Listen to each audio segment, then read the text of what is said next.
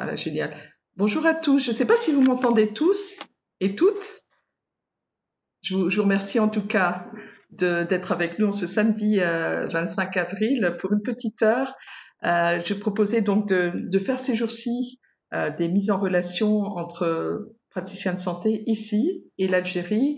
Et c'est vrai que j'essaie de créer comme ça des binômes pour évoquer des questions qui pose problème pendant cette période d'épidémie de Covid-19, mais qui sont des problématiques qui à mon avis, se profilent dans votre exercice toute l'année. Alors c'est vrai que par habitude, moi j'aurais tendance à mettre en contact les professionnels de santé, mais il va sans dire que quand il s'agit de questions autour de l'enfance, ben les questions des parents sont les bienvenues. Donc je vous remercie déjà d'être, pour ceux qui sont présents, de rester avec nous, de nous envoyer vos questions par chat et je les ferai remonter au docteur Leïla Karawi qui nous a rejoint, avec laquelle je remercie d'être avec nous. Elle est en train de faire un petit test micro qui est néonate en région parisienne.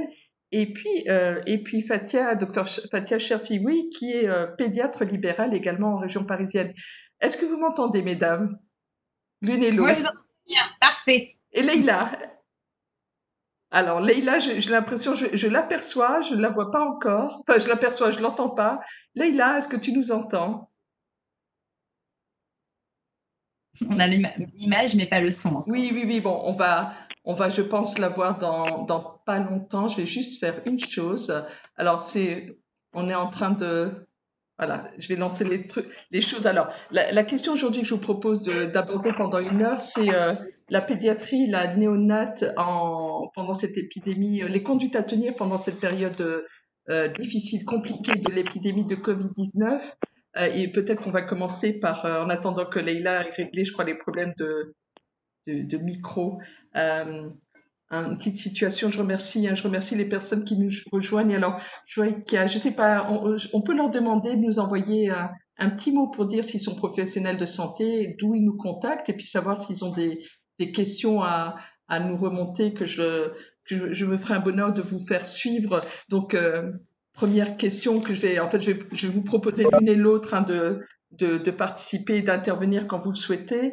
Euh, Pédiatre et néonate. Et je vais peut-être commencer par Dr Cherfioui, si, à moins que Dr Karawi m'entende. Leïla, est-ce que tu m'entends? J'ai l'impression que Leïla ne m'entend pas. Non, apparemment. Bon, on va tâcher de régler la question technique avec Dr Karawi, qui est donc néonatologue. Et puis, première question, donc, au Dr Fatia Cherfioui.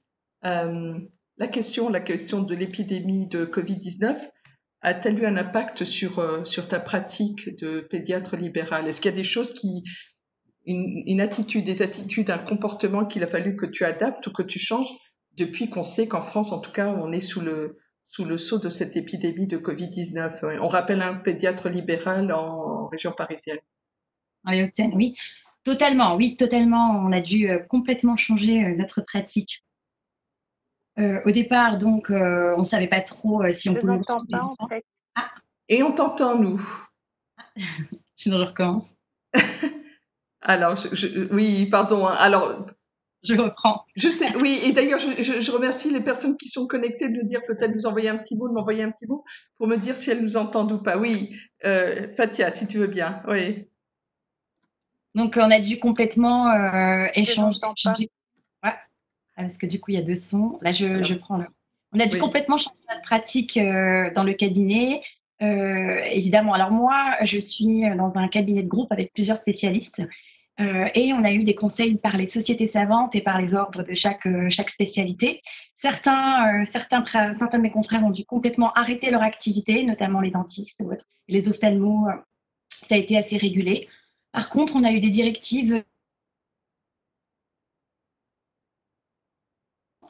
et par rapport aux sociétés françaises de pédiatrie, c'est-à-dire qu'on peut continuer les consultations, on doit garder absolument les consultations avec vaccin. En gros, ne surtout pas interrompre le calendrier vaccinal chez l'enfant de moins de 2 ans. Donc les consultations systématiques avec vaccin doivent Oui. être faites en présentiel. Évidemment, on a dû complètement réorganiser la salle d'attente. Il a fallu absolument empêcher que les patients d'avoir évidemment un flux important. Vous doutez bien hein, par rapport au virus. Donc, ça a été donc des temps de consultation beaucoup plus longs. Ensuite, on a donc divisé les motifs de patients, donc les patients qui venaient pour des vaccins. Et j'ai dû passer aussi à la téléconsultation pour diminuer les consultations physiques. En gros, on garde les consultations de suivi avec vaccin. Par contre, pour les autres, pour les urgences, on doit faire une sélection téléphonique des motifs. Et sinon, par téléconsultation, essayer de régler le problème et éventuellement prévoir une consultation présentielle si on n'arrive pas à résoudre le problème par téléconsultation. Ensuite, au niveau de l'hygiène du cabinet, évidemment, renforcer la désinfection. On le faisait déjà avant, mais là encore plus. Donc, désinfecter tout ce qui est matériel après chaque patient. Demander aux patients de porter un masque si possible et de venir avec un seul parent. Et quand les parents viennent, donc à l'entrée du cabinet, solution hydroalcoolique, essayer de faire le moins de contact possible. Et globalement, les mesures sont bien prises et bien faites. Je complète par rapport aux masques, évidemment, nous les praticiens, maximum de protection des masques, des charlottes, blouses, matériel de protection. D'accord. Alors, je suis désolée hein, parce que je vois que le docteur Karaoui n'arrive pas à se joindre à nous, donc sans doute que je m'absenterai une petite seconde pour essayer de l'appeler et régler la question à distance. Sur la question, effectivement, alors pardon par avance hein, si c'est pas forcément dans un ordre chronologique, mais en France, il a été évoqué il y a quelques jours de ça la sortie de confinement, le déconfinement progressif, avec entre autres des retours à l'école pour les enfants, en commençant par les enfants, les plus jeunes enfants, pardon. Est-ce que ça t'inquiète, cette décision? Parce que est-ce que typiquement les enfants en bas âge sont capables de respecter les gestes barrières? Est-ce qu'il faut leur mettre un masque? Il y a beaucoup de parents déjà qui annoncent qu'ils ne laisseront pas leurs enfants retourner à l'école. Alors moi, de toute façon, on est dans une politique d'essayer de sortir du confinement, donc non, je ne suis pas contre. Par contre, il va falloir absolument, évidemment, le gouvernement travaille là-dessus, adapter l'école. On ne peut plus avoir des classes aussi nombreuses qu'avant. Les enfants sont tout à fait capables de respecter les gestes barrières, il faut leur expliquer. Donc, les gestes barrières, c'est-à-dire donc, les lavages de mains. Donc, il faut que les écoles soient bien équipées. Lavage de mains fréquent. Ensuite, quand on tousse, dans le coude. La distanciation, donc, je pense que ça ne va pas être évident, mais déjà le fait, par exemple, de diminuer le nombre d'enfants au niveau des classes. J'ai vu qu'il était évoqué aussi peut-être de faire de demi-journées, je ne sais pas trop, en fait, je n'ai pas tous les éléments aussi. Oui. Ça donc, peut vraiment du cas par cas, j'ai l'impression. Cas par cas, pourquoi pas? Alors, en ce qui concerne les masques, sur les enfants asymptomatiques, pour l'instant, je n'ai pas encore de données. Et il n'y a pas encore d'études qui montrent que ça diminue la transmission du virus chez l'enfant. Pour l'instant, je ne peux pas répondre à cette question. Oui. Alors, il y a eu beaucoup de questions qui sont arrivées sur effectivement le fait que des idées ont circulé sur le fait que les enfants... Alors, je remets mon casque proprement. Je ne sais pas si le docteur Karaoui réussit à nous entendre ou pas. Apparemment. Oui, bonjour. Oh, génial, super. Bonjour, docteur Karaoui. Pardon, je suis désolée pour ce début et mon enthousiasme pour ce début de réunion un peu bouleversé. Leïla Karaoui, je disais qu'on t'attendait impatiemment. Est-ce que tu nous entends? Est-ce que tu nous vois? Oui, c'est parfait. J'ai eu un petit problème de connexion, mais c'est réglé. Oui, je vais de vous voir. Merci. Nous aussi, Leïla, merci. Je disais, alors, on s'est autorisé et je salue les personnes qui nous reçoivent et qui peuvent communiquer avec toutes les deux par chat uniquement aujourd'hui. C'est vrai qu'elles n'hésitent pas à se manifester en disant si elles sont praticiens, professionnels de santé ou tout simplement parents, parce que tout le monde est bienvenu. Nous indiquer de quelle région d'Algérie ou de France elles se manifestent. Et je disais, avant que tu puisses nous rejoindre, qu'on a commencé avec Fatia Cherfioui pour évoquer effectivement les conduites à tenir face à cette épidémie de Covid-19, avec effectivement, je pense, un message qui sera complémentaire pour l'une et pour l'autre. Et on s'adresse aussi bien aux parents, qu'aux professionnels de santé qui ont la gentillesse de nous voir là, qui pourront nous revoir à partir de demain matin sur ma chaîne YouTube. Et donc, je venais de poser la question à Fatia. On reviendra vers toi, Fatia, si ça t'ennuie pas. Profiter peut-être de la présence de Leïla Karawi, donc en tant que néonate. Je disais,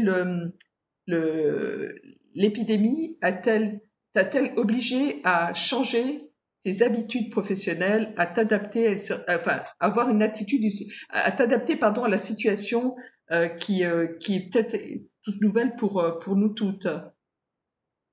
Alors, en termes de pratique, oui.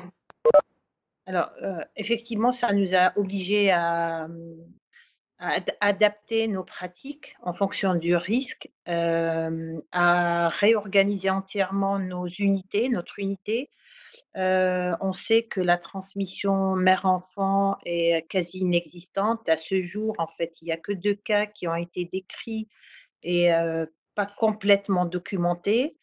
Donc le risque transversal de la transmission de la mère à l'enfant voilà, est très, très peu. Néanmoins, étant pratiquant dans un service de réanimation néonatale, les parents rentrent dans le service 24 heures sur 24. Et effectivement, les parents pourraient être porteurs, d'un Covid-19 et le risque de transmission à ce moment-là des parents à l'enfant existe. Mmh. Dans nos pratiques habituelles, ce risque pour d'autres virus existe et donc on a toute une pratique de barrière, de mise en place de barrières et on a rajouté à ce process une petite unité de prise en charge d'enfants nés de mère Covid, puisqu'on a estimé que le risque à ce moment-là de transmission était extrêmement élevé avec des pratiques adaptées à ce type de risque. Mmh. Dans cette unité, on reçoit également des enfants, des nouveau-nés qui ont été contaminés en post-natal, c'est-à-dire qui sont nés, on suppose, indemnes et qui ont été contaminés par leurs parents ou leur entourage. Pour l'adaptation de nos pratiques. Sur le plan de la prise en charge des nouveau-nés dans les maternités, c'est pareil, on a adapté la prise en charge au risque de transmission, à savoir que les mamans qui sont porteuses du Covid, tout un process a été mis en place pour l'allaitement, qui, je rappelle, est toujours permis. Les mamans infectées par le Covid peuvent allaiter. Oh.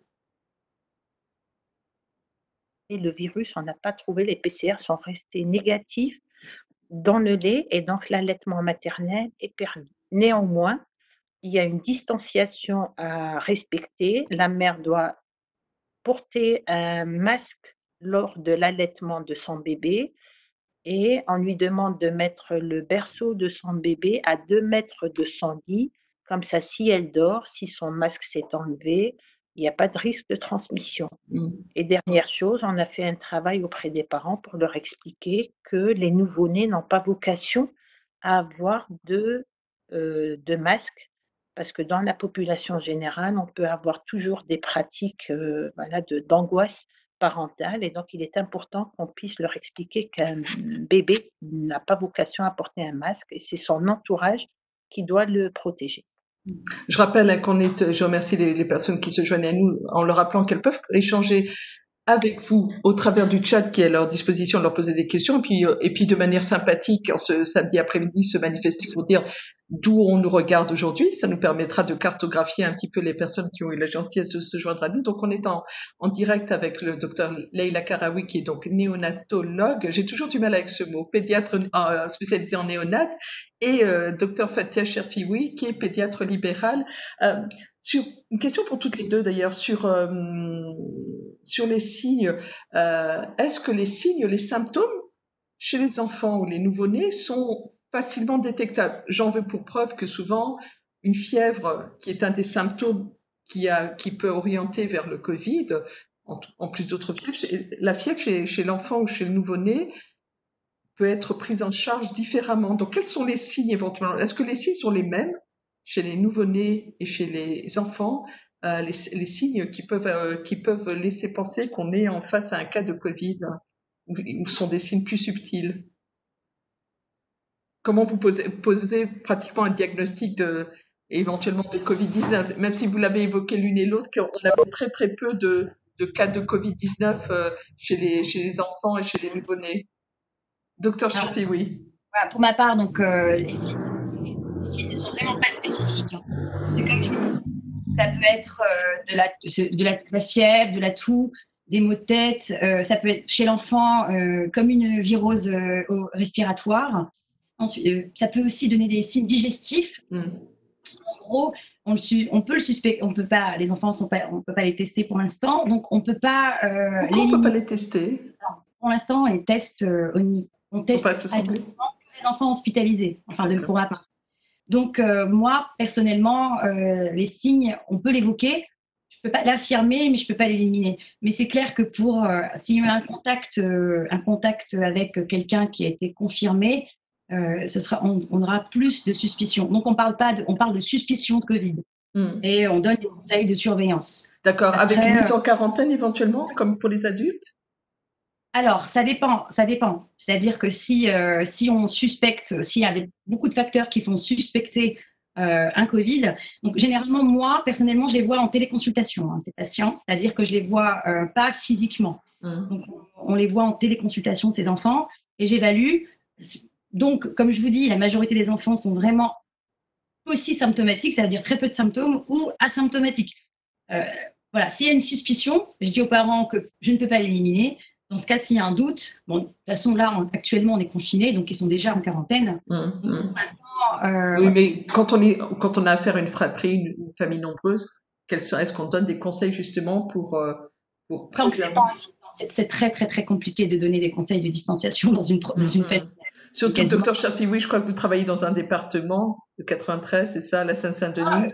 Plutôt les Hauts-de-Seine. Ah, pardon, alors c'est pas le 93. J'allais dire que le 93 était connu malheureusement pour déjà être un véritable désert médical et puis des conditions de vie qui n'étaient pas très faciles. Donc non, donc il y a pas, enfin, même si dans le 90 on peut avoir ce problème de promiscuité, là c'est pas vraiment le cas. C'est moins le cas en tout cas dans le département des Hauts-de-Seine où vous exercez. Mais on donne quand même, ça dépend, hein, il y a plusieurs enfants dans des appartements. Alors on donne quand même le conseil de ne pas être en contact, voilà, pour un enfant qui est peu symptomatique, je ne peux pas l'éliminer. Donc je donne quand même des conseils de ne pas être en contact avec des personnes âgées ou des personnes fragiles. Ça, tout le monde, les parents le savent. Et une surveillance des signes respiratoires. Voilà. Donc généralement, on nous conseille de faire des téléconsultations de surveillance. Par exemple à J3, à J8 et à J14. Et évidemment, de donner les critères de gravité respiratoire. Et si les parents sont inquiets, peuvent appeler directement le 15. Et c'est là qu'on pourra confirmer cette suspicion. Il faut savoir que le diagnostic, il repose sur une PCR positive et des signes de scanner. Donc, oui, parce que la PCR, on le sait bien, malheureusement, n'est pas suffisante. Ouais. Dans mon cadre, ça reste toujours des suspicions. Si vraiment j'ai des gros doutes, on oriente vers le 15. Génial. Avant de retourner prendre l'avis du docteur Karaoui sur effectivement la situation des nouveau-nés lors de cette épidémie de Covid-19, petite question, beaucoup de médecins spécialistes se sont plaints de la désertion des patients de votre cabinet. Alors même si vous avez mis en place la téléconsultation, est-ce que vous avez envie de passer un message à vos patients en disant je suis toujours là, la preuve, vous continuez à exercer? Alors moi, en pédiatrie, j'ai été fortement étonnée puisque j'avais mon planning qui était bien chargé et les parents n'annulaient pas en fait. Donc, je pense qu'ils avaient, entre ce que disaient les médias et pour leur enfant, moi je parle de mon domaine, il fallait que moi-même je prenne la décision d'annuler et que leur explique que je gardais ou j'annulais le rendez-vous. Donc moi, j'ai pas personnellement subi cette désertion, j'ai dû réadapter mon planning en justement gardant que les consultations avec vaccin. Et en transformant les autres en téléconsultation. D'accord. Pardon, docteur Chafi, oui, non, je vous en prie. Je sais qu'en médecine générale, ça n'a pas été pareil, parce que j'ai des collègues généralistes qui, justement, n'ont pas eu le même problème. Les patients ont eu peur de venir. Alors, je vais une aparté, c'est vrai que quand j'avais les patients, quand je disais aux patients de venir au cabinet, j'avais la question, est-ce que vous êtes bien protégés? Est-ce que dans la salle d'attente, il y aura d'autres parents? C'est vrai que j'ai dû rassurer chaque parent sur les conditions d'accueil et que été fait pour éviter une contamination. Maintenant, je sais que chez certains collègues généralistes, il y a eu une diminution des consultations médicales parce que justement, les patients avaient peur des salles d'attente et avaient peur de déranger aussi. Alors j'ai entendu, moi, au téléphone, en tout cas, vous déranger. J'avais envie de leur dire non, en fait, vous ne me dérangez pas du tout. Si votre enfant est malade, il faut consulter. Et il y a eu, avec ça aussi, on l'a bien vu, des retards diagnostiques et des retards de prise en charge dommageables. Oui, c'est l'effet, le contre-coup que vous risquez de vivre effectivement à partir du moment où on va aller vers la sortie de confinement. Je reviens vers vous, docteur Chafioui, dans quelques instants. Je remercie, il y a beaucoup de personnes qui se connectent. N'hésitez pas sincèrement à nous envoyer vos questions ou simplement vous manifester en disant d'où vous nous suivez pour qu'on puisse, voilà, vous saluer. J'ai cru comprendre qu'il y avait effectivement beaucoup d'anciens élèves du docteur Karaoui. Elle a mobilisé son fan club. Docteur Karaoui, petite question, Leïla, s'il te plaît. On vient de voir effectivement, toi, tu exerces en milieu hospitalier, donc peut-être que les capacités d'accueil, comme on l'évoquait tout à l'heure, sont différentes. L'organisation est différente d'un cabinet de praticien libéral où il suffit de dire je ferme ou je ferme pas. Donc, je veux bien qu'on revienne sur ce que tu évoquais tout à l'heure, l'organisation du service. On sait que les nouveau-nés, dont beaucoup de prématurés, donc des êtres fragiles déjà, pour ces nouveau-nés, il a fallu renforcer encore l'habillement, ce genre de choses. Comme on a compris, tu as évoqué tout à l'heure le fait que les parents, effectivement, on avait fait en sorte que les parents puissent toujours venir voir, soit aux côtés de leurs enfants, mais est-ce qu'il a fallu du coup revoir l'habillement, les tenues du personnel soignant dans le service où tu exerces? Alors, ce que je disais tout à l'heure, c'est on a dans le 93, pour revenir vers le 93, qui est le département en Île-de-France où il y a eu le plus de contamination, Oui. on a vu arriver énormément de mamans Covid positifs accouchées. Et Qui était évidemment, diagnostiqué, dont le diagnostic a été fait au moment de l'accouchement ou qui était suivi déjà, qui avait un suivi de grossesse? c'est les deux, Oui. c'est-à-dire c'est une maman qui a son suivi de grossesse et qui s'est contaminée, et elle s'est aggravée, donc elle va consulter, elle est hospitalisée pour un Covid aggravé, mais sur une grossesse, ou alors une maman qui vient accoucher, qui a une symptomatologie de Covid, et dans ce cas-là, on lui fait les prélèvements qui vont confirmer. Donc dans le 93, on a vu arriver ce type de profil, Mhm. et dans ce type de profil, parfois, on est aussi amené à extraire le bébé pour une prise en charge de la maman. Oui. Donc on a eu une augmentation de la prématurité et une problématique un petit peu que je dirais propre au 93. On l'évoquait tout à l'heure. Je savais bien que je parlais de 93, mais je me suis trompée de médecin, en fait. Et après, ce qui est très intéressant, c'est ce que disait Fatia. On voit bien que d'un département à un autre, les choses sont différentes. Sur le reste de la France et la majorité des endroits, et notamment là où je pratique, mais c'est propre à partout, le message initial qui avait été dit aux gens de ne pas surcharger les urgences, etc., pour des choses qui peuvent être réglées par ailleurs, a, Une fois a a- été suivi d'habitude, on dit aux gens ne le voilà, faites pas, ils le font. Et là, ils les ont suivis. mais a induit une forte angoisse auprès de la population, et du coup, les gens se sont mis à peu consulter, et ce n'est pas propre, aux adultes. On a vu du coup une diminution de la vaccination chez les enfants. Les parents ont annulé leur rendez-vous, Mm. et la situation a été un petit peu difficile au point où on s'est posé la question de relancer les parents pour les rassurer, et surtout pour rappeler, je profite Je de t'en ça prie. aussi, pour rappeler que il ne faut surtout pas reporter, retarder la vaccination. La vaccination on doit rester extrêmement vigilant en tant que professionnel de soins sur ce message. Vaccinez vos enfants, faites confiance à vos médecins traitants, à vos pédiatres, à vos PMI. Il faut vacciner les enfants, c'est très important parce qu'une co-infection avec autre chose ou l'émergence d'une épidémie ou d'une micro-épidémie voilà, ce serait vraiment catastrophique. Oui, Donc, on rappelle, hein, docteur Karaoui d'ailleurs, que les rendez-vous médicaux font partie des dérogations auxquelles on peut, enfin des dérogations qui sont autorisées pour se rendre chez le médecin. Donc, n'hésitez pas. Souvent, peut-être que les parents n'osent pas. Alors, c'est vrai que c'est des contraintes quand on sort avec un enfant, un seul parent avec un seul enfant. Mais effectivement, les rendez-vous médicaux font partie des possibilités qu'on coche enfin les autorisations qui nous permettent de sortir et d'aller justement honorer ces rendez-vous médicaux qu'il faut surtout pas différer, tels que les rendez-vous de vaccination. Donc, c'était important effectivement de le rappeler. oui, Oui. donc voilà. Oui. Je suis désolée, je me suis Non, il y a aucun souci. On en dirait que j'en profite, je fais une petite parenthèse. Je vois on a un petit bonjour du docteur Hadou. J'arrive. N'hésitez pas à nous dire où vous êtes, docteur Hadou, depuis quelle ville vous nous contactez. Il y a beaucoup de pseudonymes, donc je vois pas forcément effectivement. Je vois un docteur Othman Telba, je pense que c'est quelqu'un que je connais. Puis il y a pas mal de personnes, donc n'hésitez pas à nous faire part de vos remarques. Docteur Karaoui, oui, je voulais bien qu'on continue sur les précautions, sur les messages effectivement que les parents, les jeunes parents, les parents d'enfants jeunes ou prématurés n'ont pas forcément bien entendu ou bien intégré, ou les angoisses justement que ça a suscité, et peut-être les angoisses que ça suscite pour les mamans qui vont prochainement accoucher.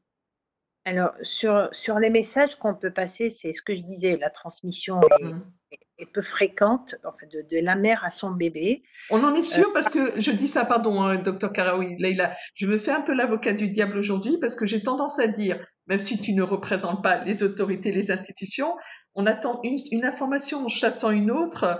Aujourd'hui, on sait qu'effectivement la transmission, on nous dit que la transmission ne se fait pas, mais est-ce que on en est formel comme ça a été? Je pense que ça renvoie aux transmissions du VIH ou autre, donc je pense que ça remue beaucoup et que ça fait naître beaucoup d'angoisse, beaucoup d'inquiétude.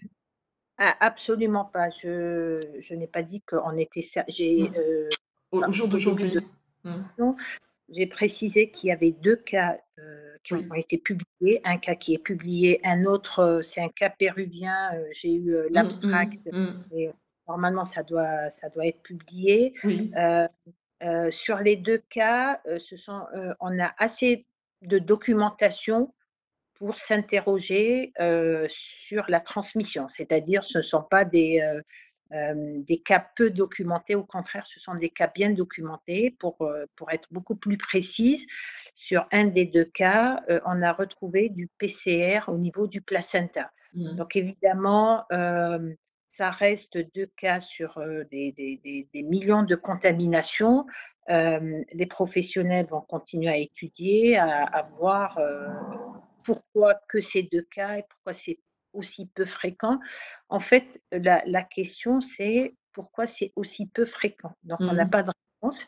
La deuxième chose, c'est que plus les techniques de PCR seront précises, plus, on lèvera le voile sur certaines choses.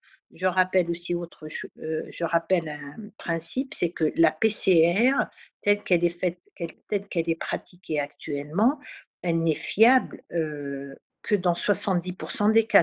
En d'autres termes, on a 30 de faux négatifs.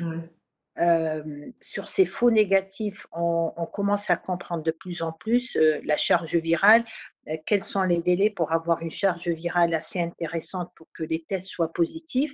Néanmoins, on a cette difficulté. Et chez les enfants, pour revenir aux enfants, chez qui on retrouve très peu de PCR positifs, donc les PCR, c'est l'existence d'aller chercher l'ARN viral. Donc, chez les enfants, on est très souvent sur des PCR. On a tous les autres symptômes qui existent. On sait actuellement que chez un enfant qui présente des signes, on fait une PCR classique nasopharyngée, elle sera négative, et on fera une PCR dans les selles et elle sera positive. D'accord. Vous aviez interrogé tout à l'heure sur la symptomatologie du coronavirus. C'est un virus qui ne s'interdit aucun organe. Et à partir de là, on sait que l'expression clinique d'une infestation, elle sera multiple. Et donc, on va aller sur un axe vertical. Donc, on pourra avoir une symptomatologie neurologique, c'est-à-dire c'est des gens qui vont vraiment faire des signes neurologiques, des enfants qui viennent pour peu importe ce que c'est, mais après ça peut être des signes cutanés. Il ne s'interdit pas des signes cutanés. On peut avoir le Covid particularité de donner une éruption cutanée et c'est une atteinte vasculaire, donc une vascularite. Et on commence à avoir des vascularites qui seraient très spécifiques, on commence à comprendre, au Covid. Donc il ne s'interdit rien. Après, les voies respiratoires, celles qui ont été le plus spectaculaires, et on comprend mieux la mortalité que ça induit, que ce n'est pas toujours la fonction du poumon qui est Oui. en cause dans les arrêts, mais que c'est le processus vasculaire, hématovasculaire, c'est-à-dire notre coagulation, notre système de coagulation, qui va faire des embolies pulmonaires qui vont emporter les patients. Et autre chose, il a la particularité de provoquer des troubles hémodynamiques. Donc, toute notre pompe qui va être atteinte. Et chez les enfants, souvent, on remarque chez les enfants qu'on hospitalise, souvent, ce sont beaucoup plus des enfants qui vont venir pour des troubles hémodynamiques avec des états de choc. Une fois qui sont remplis, une fois qu'on corrige ça, il nous faut plus de remplissage, ce qui n'est pas habituel dans les pathologies infectieuses. Une fois qu'ils sont correctement remplis, en 24-48 heures, l'enfant va très bien et il va sortir chez lui. Je ne parle pas des formes extrêmement graves qui finissent en réa, mais des formes qui viennent aux urgences pédiatriques actuellement. Après, on a des troubles ça a été pareil, beaucoup médiatisé, la sensation de ne pas sentir, de ne pas avoir de goût. Chez les enfants, on la retrouve très souvent également. Et les enfants l'expriment bien, parce qu'on prendra l'avis du docteur Cherfi tout à l'heure sur l'expression des enfants, parce que justement, est-ce qu'ils sont capables, en mesure pour les plus petits, d'exprimer justement de transmettre leurs symptômes, d'exprimer, parce que c'est pas toujours facile de poser un diagnostic. Ça dépend à partir de quel âge. Oui. Donc, en tant que pédiatre, je peux vous dire qu'examiner un enfant, ça se fait avec les parents. Hein. Donc, c'est un tout, en fait. On fait une synthèse de tout, les parents et les enfants. Donc, les parents, c'est les meilleurs pour rapporter les signes et de manière très, très précise, je peux vous dire. Oui. Par contre, les enfants, donc moi, je trouve les moyens faut trouver la façon pour leur faire exprimer, donc en posant des questions à leur niveau qu'ils peuvent comprendre. Est-ce que tu sens, est-ce que tu sens que quelque chose, par exemple, n'est pas comme d'habitude au niveau de ton oreille et ta gorge, donc avec le langage de l'enfant. Mais ils sont tout à fait capables, dès lors qu'ils puissent, lorsqu'ils font des phrases, de s'exprimer, tout à fait. Pour l'anosmie et la gueusie, c'est plus vers 6-7 ans généralement qu'ils peuvent l'exprimer. C'est un tableau, comme le dit ma consoeur, c'est vraiment quelque chose de pathognomonique dans le sens où quand on a cette perte de goût et d'odorat sans rhinite, comme ça, brutale. Ça, par contre, on peut dire que c'est probablement une infection à Covid. Ouais. Est-ce que vous n'avez pas eu, parce que vous exercez Fatia en libéral, est-ce que depuis l'épidémie, vous n'avez pas eu éventuellement des appels ou des demandes de rendez-vous en urgence de parents qui sont qui sont très inquiets, mais qui sont inquiétés pour rien? D'ailleurs, la question, je voudrais la poser autrement. Est-ce qu'il vaut mieux en tant que parent s'inquiéter pour rien plutôt que de ne pas s'inquiéter du tout? Alors, franchement, j'ai un peu de tout. Mais grâce à, donc moi, je me suis mise rapidement à la téléconsultation, hein, donc justement, et c'est très bien parce que j'ai dû rassurer des parents pour qui il n'y avait rien, pas de critères d'inquiétude, et au contraire, j'ai dû dire à certains parents qui ont trop tardé pour certains symptômes, je leur ai dit, vous auriez dû consulter. Et je les ai rassurés sur les urgences pédiatriques, je les ai rassurés sur le fait qu'il y avait des filières de patients infectieux et non infectieux. Voilà. Donc, globalement, je ne peux pas vous dire la proportion, mais il y a des parents qui sont très inquiets pour rien et il y en a qui sont justement qui ne veulent pas s'inquiéter. Donc, c'est assez contradictoire, mais voilà. Oui, merci. Je sollicite vraiment les personnes qui nous suivent là pour ne pas hésiter à nous envoyer par chat leurs remarques. Et puis, éventuellement, s'il y a matière à faire une prochaine rencontre avec vos homologues de l'autre côté de la Méditerranée, en Algérie, pour savoir, entre autres, pour pouvoir échanger vos points de vue. Alors, j'imagine que vous avez quand même des contacts avec toutes les deux des confrères ou consoeurs en Algérie. Est-ce que vous savez si un petit peu les pratiques actuellement pendant l'épidémie sont similaires en termes de prise en charge, de matériel, de... Alors malheureusement, moi, je ne peux Ouais. pas vous répondre parce que je n'ai pas de contact avec mes confrères algériens. C'est pas Et ce qu'on m'a d'ailleurs, dit. Je plaisante, je dis c'est pas ce qu'on m'a dit. Oui. d'ailleurs, c'est dommage. C'est Oui. dommage. C'est peut-être l'occasion justement de Justement. proposer, oui, de lancer une collaboration, parce que l'idée c'est vraiment de ces passerelles qu'on est en train de mettre et qu'on a lancées fortuitement à l'occasion de cette épidémie de Covid. Je souhaite vraiment la pérenniser au-delà de cette épidémie, parce que je pense que c'est pas du tout pour faire comme beaucoup de médias et faire de l'audience pendant ces périodes un peu compliquées. C'est vrai qu'on est tous confinés, enfin on est nombreux à être confinés, donc on a un peu plus de temps pour participer à ces échanges. Docteur Karaoui, Leïla, est-ce que toi, de ton côté, tu as des contacts, tu as des sollicitations avec des confrères en Algérie qui sans doute te sollicitent pour des cas pour lesquels ils sont pas complètement sûrs, ils ont besoin d'un avis de quelqu'un qui a un peu plus d'expérience, puisque je rappelle que l'Algérie a vu les premiers cas de Covid-19 arriver avec un décalage de 15 jours, 3 semaines par rapport à l'Europe, par exemple. En fait, je crois que comme tout le monde, au début, on se posait beaucoup de questions sur l'infection chez les nouveau-nés. Après, très rapidement, les séries chinoises n'étaient pas encore publiées. Il y avait des interrogations sur la fiabilité des séries qui avaient été publiées. On a attendu un peu ce qui s'est passé des publications italiennes pour pouvoir les comparer aux publications chinoises et de se dire que finalement c'était cohérent et que ça correspondait. Les deux choses correspondaient. À partir de là, on avait plus de visibilité. Pour ce qui concerne les interrogations des confrères qui pratiquent en Algérie, moi j'ai été sollicitée pour un soutien bibliographique et c'est vrai que c'est beaucoup plus confortable pour nous. L'accès à la bibliographie et aux publications est beaucoup plus facile et puis aussi d'aider pour pas l'élaboration, mais au moins donner des outils d'élaboration d'outils, en fait, Oui. d'élaboration d'outils de suivi en Algérie et de surveillance d'enfants. Donc, j'ai été sollicitée sur cet aspect-là.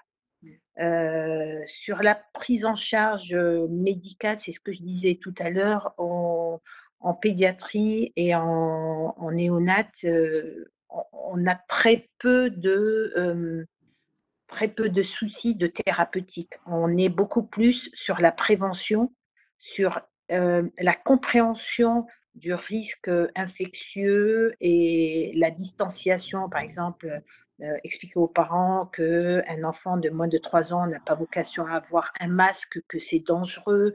C'est-à-dire qu'on travaille beaucoup plus sur cet aspect des choses que sur la prise en charge médicamenteuse pure et dure. Et puis, on est sur beaucoup d'interrogations et du coup, beaucoup de bibliographie derrière à faire pour être sûr de la pertinence de nos choix. C'est-à-dire que dire à une maman, vous pouvez allaiter, il faut être sûr derrière qu'on ne va pas contaminer son enfant et qu'elle puisse le faire. Et voilà, c'est sur cet ensemble d'éléments, d'environnement, je dirais, les nouveautés qu'on travaille. Et sur cet aspect-là, j'ai donné un petit coup de main à des collègues algériens. Parce que c'est vrai qu'on parle, alors on parle pas de population vulnérable en l'occurrence, mais de population un peu différente, parce que c'est vrai que on s'adresse pas à un enfant comme on s'adresse à un adulte. Il faut savoir trouver les mots. Et j'évoquais tout à l'heure dans les signes, enfin dans les séquelles éventuellement qu'il faudra dont il faudra faire le suivi ou chez l'enfant. Pardon, je vais poser la question autrement. Je m'en excuse. Est-ce que les enfants présentent des signes d'inquiétude tels que des cauchemars, ce genre de choses. On sait que nous, en tant qu'adultes, sans forcément être inquiets de la situation, on a tous remarqué de manière assez unanime que nos nuits étaient quand même moins légères depuis quelque temps. Est-ce que ça se répercute éventuellement également sur la santé des enfants? Est-ce qu'on, les parents, et là c'est peut-être, enfin, pour toutes les deux qui êtes pédiatres, est-ce que les parents vous ont fait des remontées, des inquiétudes, des attitudes d'enfants qui étaient un petit peu plus perturbées du fait du confinement, mais également d'une certaine angoisse qu'il n'arrive pas à expliquer, voilà. Est-ce qu'il y a des petites choses comme ça des pathologies, même psychosomatiques, qui se sont réveillées avec ce confinement, avec cette inquiétude d'être un petit peu fragile, exposé à un virus, à quelque chose qu'on n'arrive pas à percevoir? Docteur Cherfi, oui, peut-être.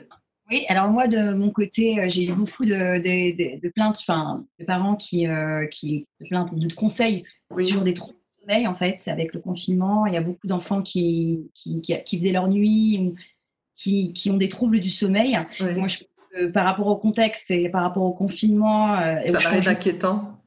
non, pour moi, ça n'a rien d'inquiétant, à condition de s'adapter au confinement. Ce que je dis aux parents, par exemple, de bien différencier le jour et la nuit, de faire des journées avec des activités, de ne pas laisser l'enfant dans le lit toute la journée, de faire des journées bien avec un programme, avec un repas, de la lumière. Le soir avant de dormir, pas d'écran, 1 heure à 2 heures avant de dormir, et aussi bien rituel du sommeil. Il y a quelque chose aussi qui est important, c'est d'expliquer à l'enfant ce qui se passe réellement, en fait, ce qui se passe actuellement. Alors, j'insiste auprès des parents pour les enfants qui peuvent parler, donc de leur expliquer avec un langage qui est perceptible par l'enfant, avec des mots d'enfant, en fait, hein, par rapport à l'âge, de ce qui se passe, clairement leur dire qu'il y a un virus, même le nommer, hein, le coronavirus, et leur expliquer de manière imagée ce qui se passe actuellement. Et il y a des enfants qui ne sont pas en âge de parler. Je conseille vraiment aux parents aussi de parler justement de ce virus et de leur inquiétude. Il faut savoir que les enfants, même s'ils ne s'expriment pas, comprennent ce qui se passe. Ils voient très bien que tout a changé, qu'ils sont confinés, qu'ils restent à la maison. Ils voient très bien leurs parents rester à la maison. Ils voient quand ils sortent des gens avec des masques.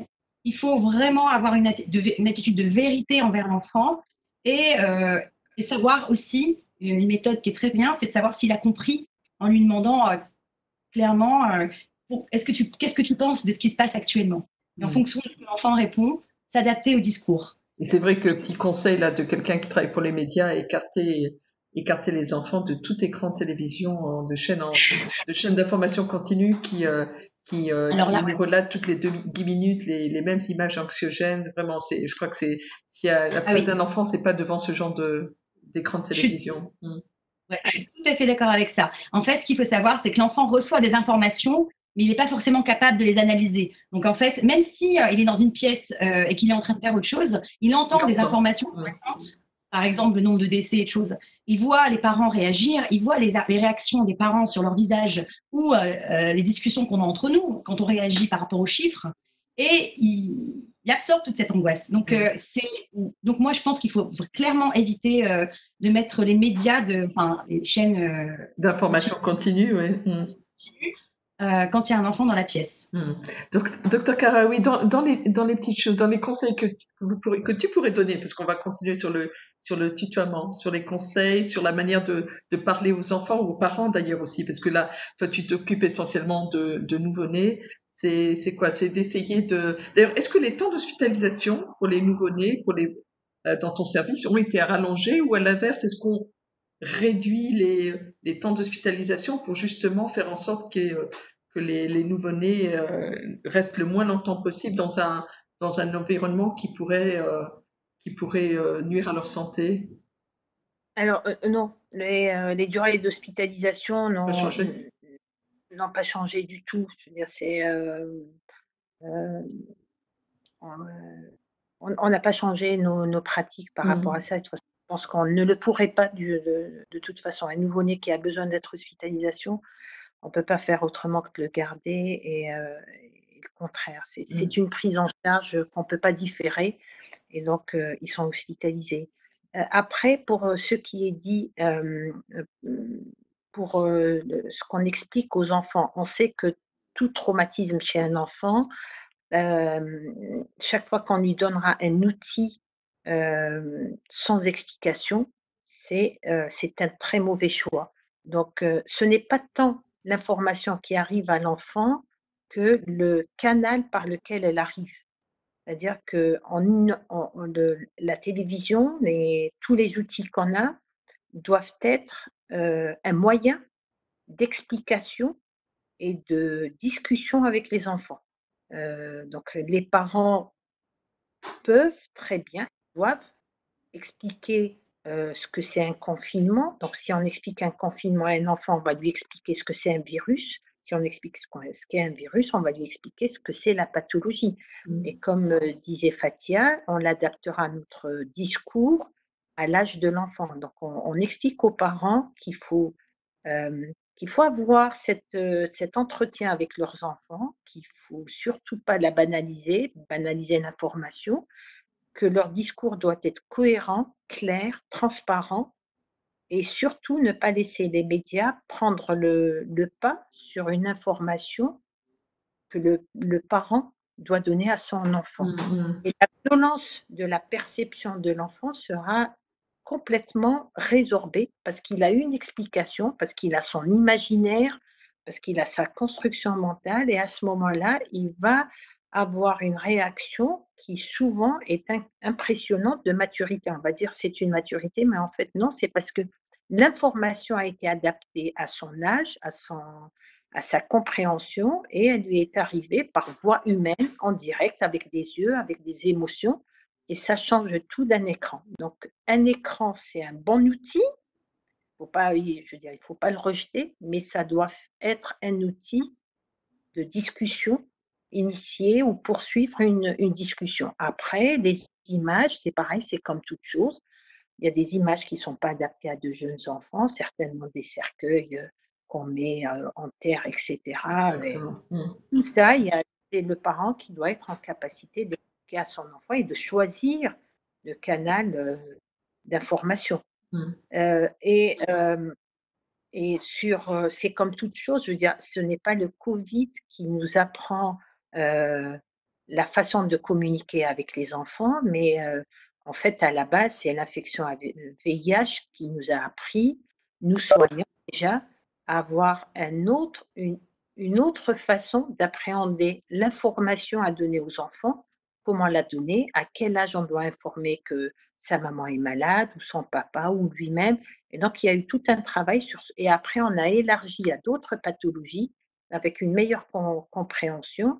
Mais je veux revenir aussi sur, un fait important, c'est que les pédopsychiatres nous alertent actuellement sur tous ces enfants sur tout ce syndrome post-traumatique, Traumatique, ouais, qu'il faudra. exactement ce Mmh mh. qu'ils sont en train de faire, qui sont en train de noter chez des enfants qui n'avaient pas de troubles particuliers et qui sont inondés d'images, de violences parce que c'est violent pour eux dans leur esprit et qu'ils gèrent très mal avec, des psychoses, des troubles de l'endormissement et moi, à titre personnel, j'ai été appelée par un parent, qui m'expliquait que son fils avait une douleur thoracique intense, qu'il n'arrivait pas à respirer, un enfant d'une dizaine d'années, qui n'avait pas de troubles par ailleurs et j'ai entendu l'enfant qui hurlait de douleur. Je leur ai demandé d'appeler le SAMU et cetera. Quand le SAMU est arrivé, il avait une saturation à 91, ce qui est bas, donc 88-91. Bon, donc pour eux, il faisait une pathologie. Il a été à Robert Debré, il a été exploré. Finalement, c'était une grosse crise d'angoisse. D'angoisse. Mmh. Mmh. L'enfant est sorti avec le diagnostic d'une grosse crise d'angoisse et il a exprimé par la suite tout son désarroi face à cette pathologie qu'il ne maîtrise pas, face aux morts, face au risque de perdre sa sœur qui était soignante, et cetera. Donc, Mmh. je pense qu'il ne faut pas sous-estimer cet aspect des choses et surtout l'importance d'explication qu'on se doit de donner aux enfants. Oui. Et Oui. voilà. Moi, je voudrais juste Oui, je t'en prie. rajouter, Oui, je t'en prie, juste Fatia. rajouter par rapport à ça, c'est que il faut être bien expliqué aux enfants, mais il faut aussi expliquer l'aspect positif, qu'on est capable de le combattre, ce virus. Donc, le rôle des médecins, qu'on applaudit à 20 heures, le confinement, qu'on cherche un vaccin. Il faut leur expliquer aussi les choses positives, hein, pas que les choses négatives, et leur dire que l'humanité essaye justement de combattre ce virus et leur dire qu'on va y arriver.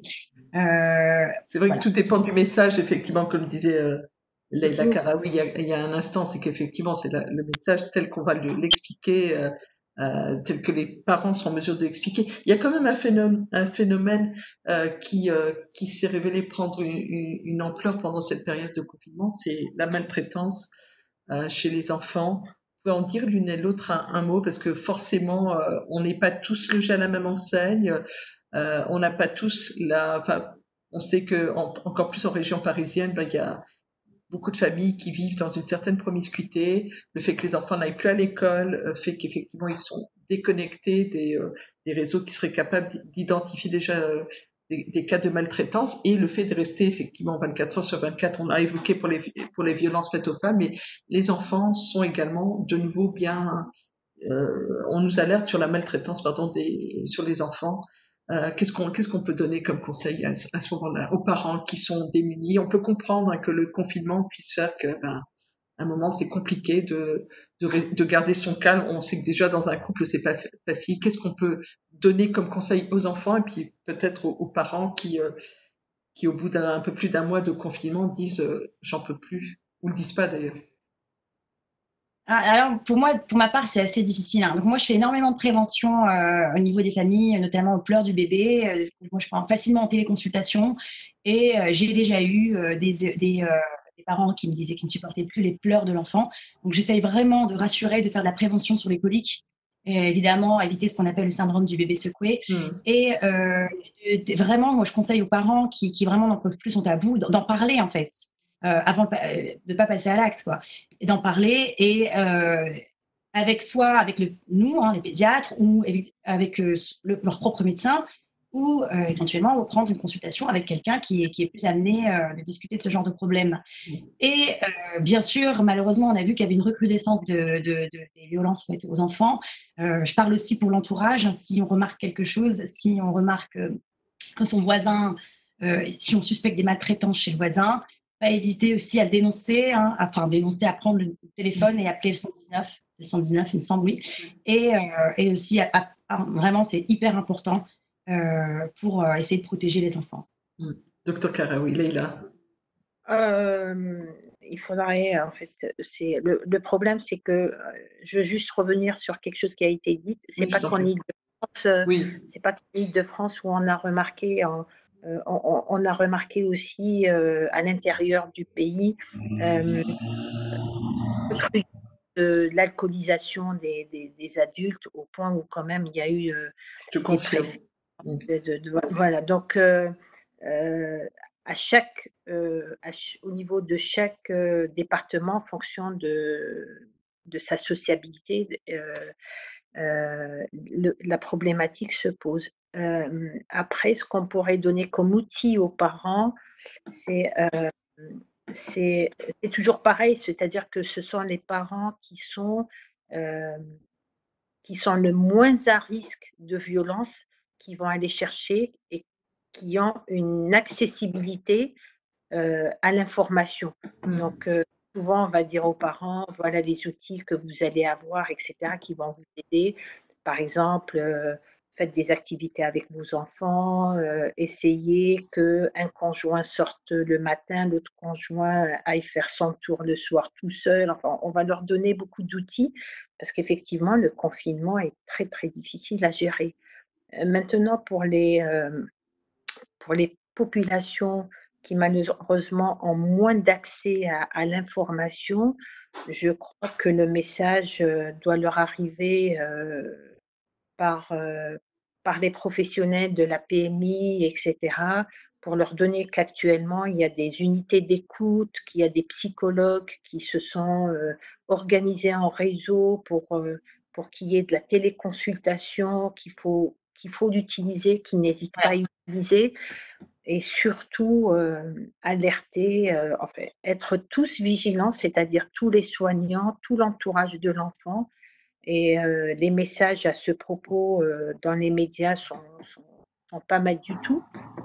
Ils nous mettent tous en tant que société comme étant responsables du Mhm. bien-être de tous les enfants qui vivent autour de nous. Et ça, je pense que le message est très fort et très bien fait. Après, sur les outils pour les gens qui ont la peur d'un passage à l'acte, c'est déjà très bien qu'ils sortent. Enfin, il n'y a Mhm. pas mieux que de maintenir une certaine activité physique, au moins aller marcher pendant 1 heure, c'est très bien, seul le matin, sans qu'il y ait les enfants, sans qu'il y ait personne, ça diminue la pression.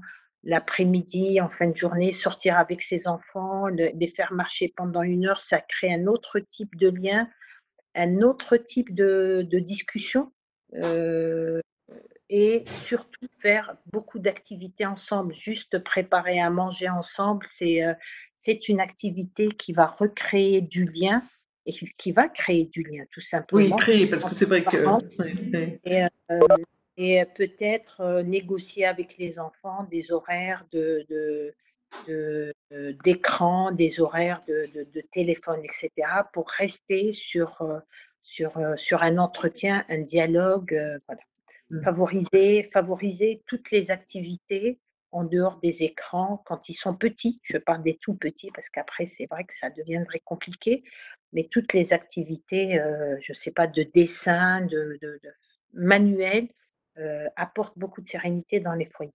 C'est vrai qu'il faut faire preuve d'imagination, hein, parce qu'en plus, souvent, certains parents ont obligation, en restant à domicile, de cumuler, et je pense aux femmes, entre autres mamans, à cumuler la vie de famille, les devoirs à surveiller, et puis le télétravail donc c'est vrai que c'est pas la double, mais la triple peine. Je vous garde encore, docteur Karawi. J'ai une question pour vous du docteur Hadou qui me dit, alors, comme je suis pas médecin, je vous le rappelle, je l'ai fait réécrire le petit mot parce qu'il me posait la question de savoir qu'en est-il des recherches sur d'éventuels embryo, embryopathies ou Covid-19.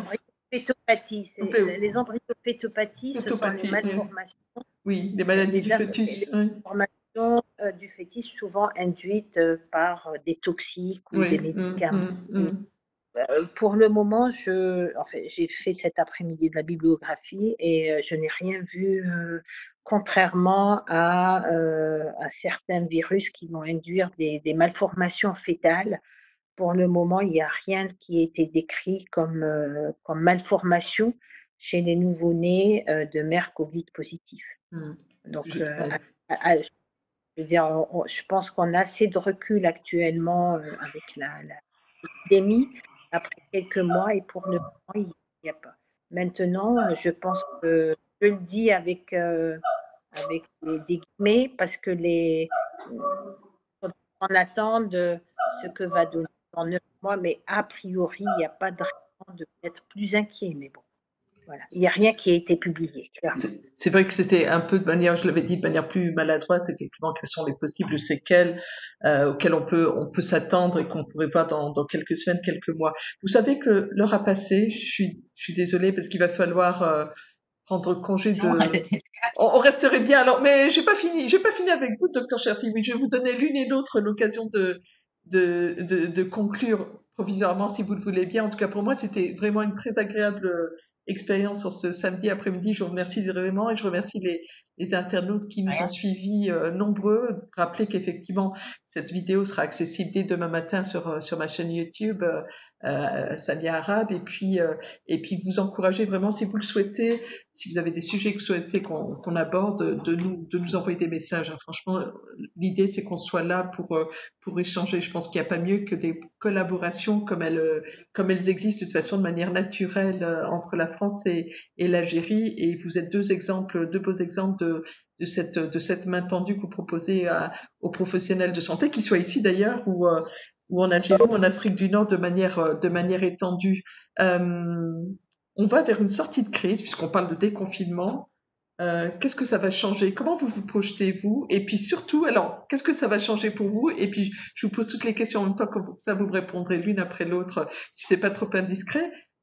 quelle sera la première chose que vous ferez quand on sortira du confinement?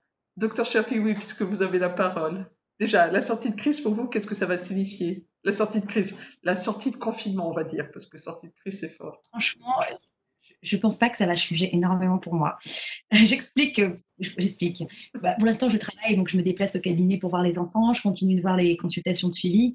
Et cette sortie de confinement, elle va être enfin, tous les lieux sociaux où les gens se réunissent vont être encore fermés. Donc c'est surtout, ça va permettre de me déplacer pour aller travailler. Mm. Alors, peut-être qu'en pédiatrie, ça va avec la reprise de l'école et avec la reprise de la collectivité, je vais peut-être avoir un peu plus d'appels pour les virus qu'on avait habituellement, hein, pas les méchants Oui, oui, virus. oui, oui. Et, et personnellement, je ne pense pas que, en fait, moi, j'anticipe d'adapter ma pratique sur vraiment à long terme.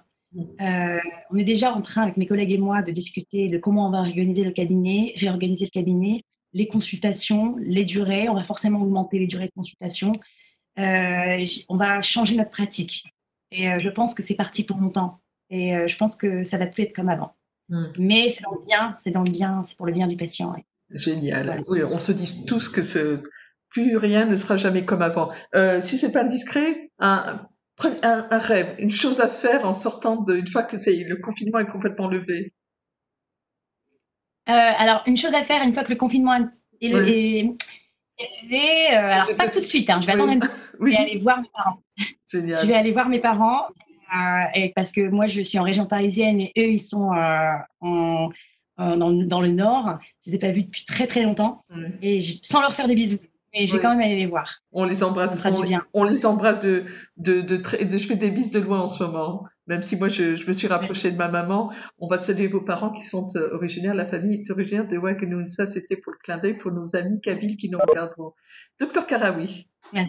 allez, sortie de crise. Comment te Alors, projettes-tu?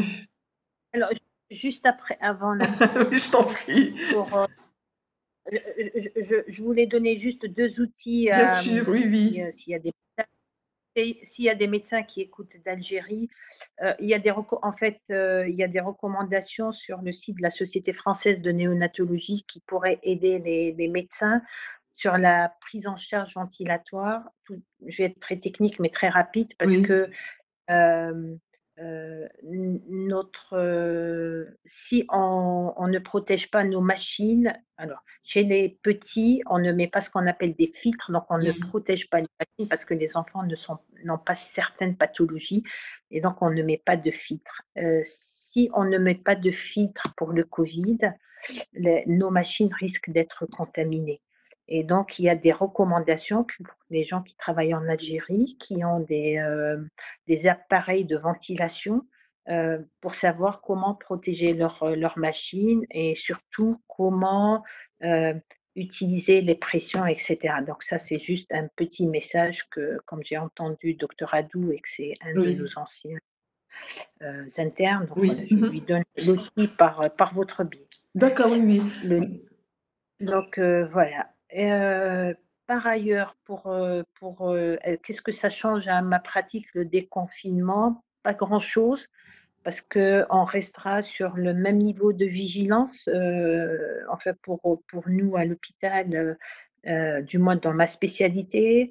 Le déconfinement ne va pas nous rassurer puisque, on part toujours du principe qu'il y a des porteurs sains et donc pour nous, on restera sur un niveau, je pense, assez élevé de vigilance et d'interrogation et au moindre souci, on aura toujours la main très facile pour rechercher le virus. Contrairement à ce que disait Fatia, en ville, c'est compliqué de prescrire une recherche de virale, donc des PCR. Ou à l'hôpital, on peut les prescrire sans souci On peut.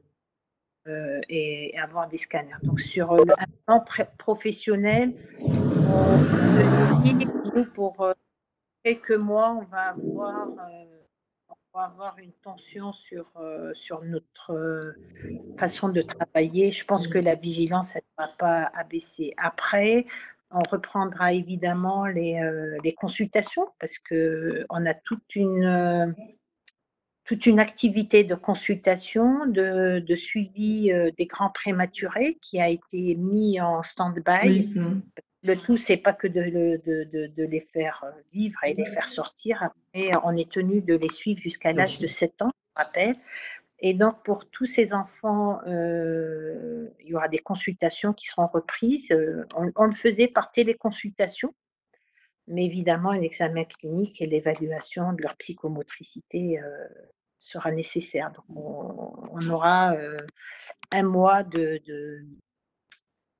un mois où il y aura une petite tension sur ce type d'activité. Oui. Un rêve, un vœu pieux, quelque chose que tu auras envie de faire à la sortie du confinement. Quelque chose. La question, je te pose cette question, c'est quoi? Aller manger dans un restaurant une fois qu'ils seront ouverts?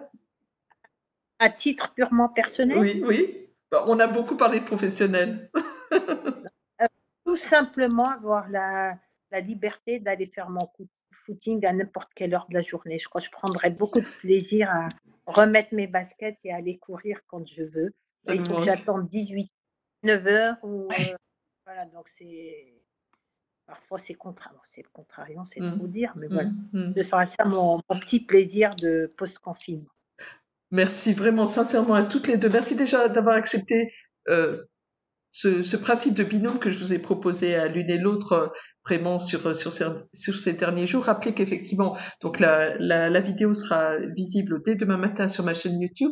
On mettra également en commentaire de la vidéo, si vous êtes d'accord, on proposera, aux personnes qui souhaitent entrer en contact avec vous a posteriori, de nous envoyer un petit commentaire et du coup, je les mettrai en contact avec vous directement parce que je suppose que de cette première vidéo vont arriver des questions, des propositions de sujets. Donc, rappelez effectivement qu'on reste à votre disposition.